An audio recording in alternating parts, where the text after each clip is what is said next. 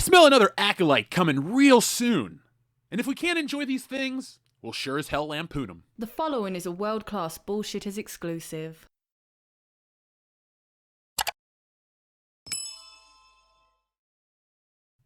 I used to get so excited for Marvel movies. They were the highlight of my cinematic calendar. As time progressed and Marvel moved to the small screen, the priority dropped. Why? Well, because the quality dropped. Marvel has become a shell of its former self.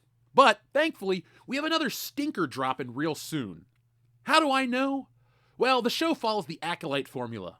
Gayness, witches. Your average Marvel fan craves not these things. But we're in luck because Agatha All Along is now the gayest show in the history of Marvel, and well, no one's excited. But if you want some comic book based entertainment that will excite you, today's video is brought to you by me, Jeff Hicks, and my graphic novel, Stealing Solo. Stealing Solo asks the greatest what if question of all time. What if a group of disgruntled Star Wars fans kidnap Harrison Ford and force him to remake Star Wars in their basement? That, and a whole lot more, is answered in Stealing Solo, a Captain's Parody. Stealing Solo has been called Laugh Out Loud Funny and the greatest Star Wars parody since Spaceballs, and it's available now for a limited time only. Go to stealingsolo.com, which is powered by Shopify, so you get the reward-winning safety and security, and get yourselves a copy today. Once we sell through this limited backstock, I'm going back to the drawing board to bring you the sequel, which parodies Luke Skywalker's fall from grace, and finally the closing chapter, which I can't wait to get to, Frankenfisher, the Bride of Solo. And yes, it's exactly what you think it is. So folks, the only way to get that is go to stealingsolo.com right now, get yourselves a copy, and enjoy the greatest Star Wars parody since Spaceballs. Marvel's upcoming Agatha All Along is making headlines for the gayest reasons. The spin-off from WandaVision sees Kathryn Hahn return as Agatha Harkness, with Aubrey Plaza joining the cast. Both stars have openly embraced the show's LGBTQ themes, with Plaza describing the show as so gay during interviews, a point which has sparked discussion ahead of the show's release. Now, I do think Aubrey Plaza is taking the piss here. This is the real story. During the premiere, Variety red carpet correspondent Mark Malkin told Plaza he'd heard that Agatha All Along was the gayest Marvel project yet. It better be, because that's what I signed up for, Plaza replied. Now, this sounds like the press trying to push their agenda again to get people riled up to follow the same tired trope of angry, bigoted fans and homophobes to talk about the show because the fans don't give a crap. Let's just cut this all out before the show drops. The press wants to praise the project for its bold direction, with Marvel leaning heavily into the gay representation in a way that it hasn't done before. The real question is, does it make the stories better? More diversity in entertainment is not always seen as a positive when it's perceived as forced or tokenistic, and that's what we're getting again here. When the diversity feels like a checkbox exercise, the show feels tiresome and a chore to get through. You always get a show that has shallow character development, or a story that prioritizes representation over substance. Does anyone actually enjoy that? The Acolyte is the most recent example of this. Fans complained about the storytelling, the lore-breaking moments, and the bad acting, but the press jumped to defend the show because it was the gayest Star Wars show ever. That's just a shield used to deflect criticism.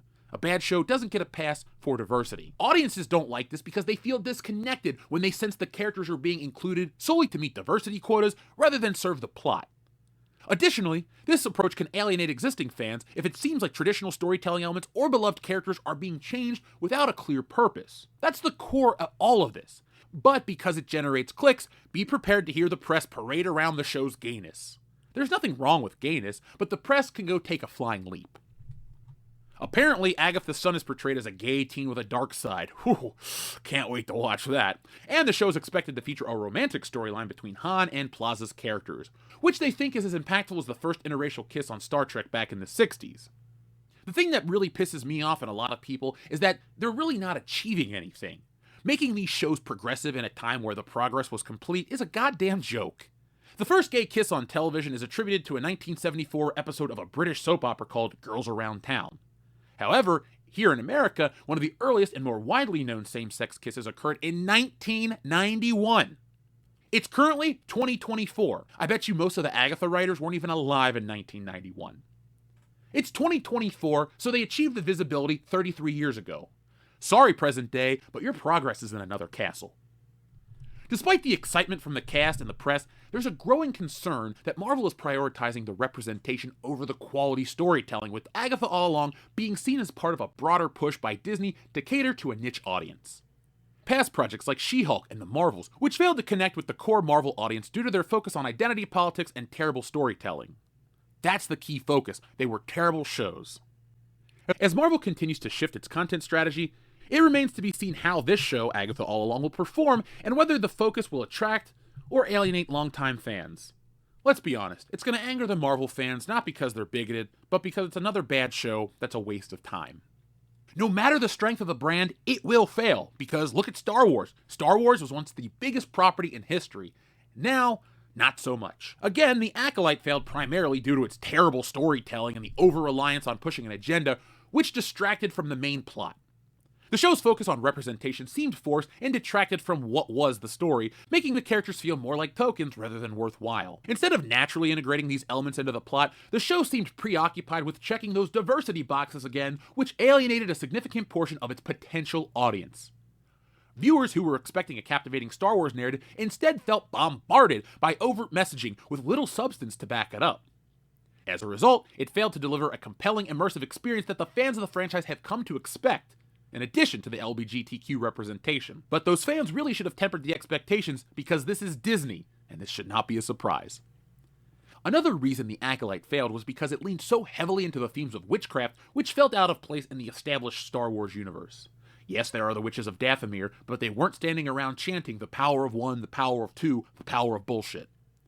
While the series attempted to explore new mythical aspects of these witchcraft elements, it clashed with the Star Wars lore that fans were familiar with. This had an adverse effect that weakened the show's narrative coherence. Sadly, it's Disney's cure-all to appeal to the most coveted demographic in entertainment: middle-class white women with expendable income. But why witchcraft again?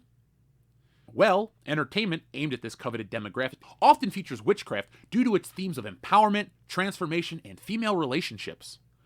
TV shows like Charms or movies like Practical Magic highlight women discovering and harnessing their powers. That's the trend to all of these shows. They even talk about stripping a man of his power as a focal point in The Acolyte. Yes, Jedi Master Soul, the whole reason they wanted revenge on him was because he was too powerful. This seems like the writers compensating for something, but I digress. This allegedly resonates with the audiences facing life changes during middle age. Witchcraft narratives also explore sisterhood, friendship, and mentorship as seen in The Witches of Eastwick or American Horror Story Coven. These mystical elements provide an escape from reality, blending fantasy, real-life struggles, and making these stories more appealing to those seeking both comfort and adventure in their entertainment. But that's not Marvel. It already had these themes of escapism, empowerment, and everything else, but that's not Marvel, and it never has been. Yes, I know there are witches in Marvel, but it ain't this kind of shit. I studied advertising at college, and they taught us that all advertising was to cater to the housewife because they made the most purchasing decisions. Nowadays, people suck and less people get married, and Disney wants to sell to that same demographic, but they're no longer the housewife, they're the middle-class, middle-aged white woman. Disney wants to sell geek culture to the iPhone, Stanley Cup, Starbucks, Popsucket crowd in an attempt to make more money because the genre is dying. But it's only dying because they keep pissing off the fans and producing crap. It's a vicious cycle that Marvel has fallen into before. All of the Marvel shows on Disney Plus have faced backlash from fans, with many expressing disappointment in the storytelling and the character development. You know, the things that matter to a television show. Nobody bitches that it's a woman, nobody bitches that it's really gay, people bitch because it sucks, and you kinda hide behind the gayness. Shows like She-Hulk, Ms. Marvel, and The Falcon and Winter Soldier have been criticized for lacking good stories. You know, the things that make the MCU the MCU. Fans have pointed out how these series often prioritize social or political messaging over the cohesive storytelling, leaving Marvel enthusiasts feeling disconnected. As a result, these shows have failed to capture the excitement and cultural impact of the earlier Marvel products. From a performance standpoint, the Marvel shows on Disney Plus have not met expectations either. While some, like WandaVision, the very first one, garnered initial interest, many of the follow-up shows have struggled to maintain viewership. More than half of the audience abandoned The Acolyte before the finale. Despite the heavy promotion, star-studded cast, big budgets, and CGI, these shows have failed to reach the level of success that Disney needs. The Marvel shows are so expensive, but a good story doesn't cost that much more. Disney's overspending on underperforming content reflects a deeper issue with how the company is handling the MCU's television expansion. Poorly. These poorly received shows are diluting the Marvel brand, turning off longtime fans who once tuned into the MCU for top-tier entertainment, in the geek culture sphere, of course. But Disney's increasing focus on appealing to the niche audience, particularly the middle-aged white women that we like to joke about so much and their witchcraft bullshit, is driving the core Marvel fan base away. The recent Marvel series attempts to tap into these demographics have felt out of place with the broader superhero universe, leaving loyal fans disillusioned. As the quality of Marvel content diminishes, so does the once strong reputation of the brand. These divisive attempts to cater to a specific audience ultimately weakens the MCU and creates a disconnect between the franchise and its foundational fanbase, the people you need to keep the thing alive. Agatha All Along looks to follow in the footsteps and leave fans ultimately disappointed. No matter the quality of the show, the conversation around this will be gold, which is what I can't wait for. Is it wrong to be more interested in the narrative surrounding the show than the actual narrative of the show? No, because most of these shows lack a narrative. Of course, you're going to get the same articles, you're going to get the same YouTubers complaining about how it's woke and gay and this and that. All I care about is if it's good or bad. And if the social messaging and the political agenda overshadow the story, the show's crap. It doesn't matter how virtuous they're attempting to be. If your show sucks, your show sucks. And that is all we care about as fans. So folks, do not accept anything lesser. Do not accept substitutions. Do not accept anything that is not world class. So folks, you deserve world class entertainment and you can find it right here on this channel. Hit subscribe right now to make sure you miss nothing.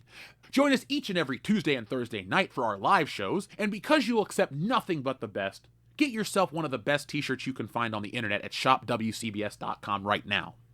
One last thing, because you deserve the best and you love comic book entertainment, get Stealing Solo right now.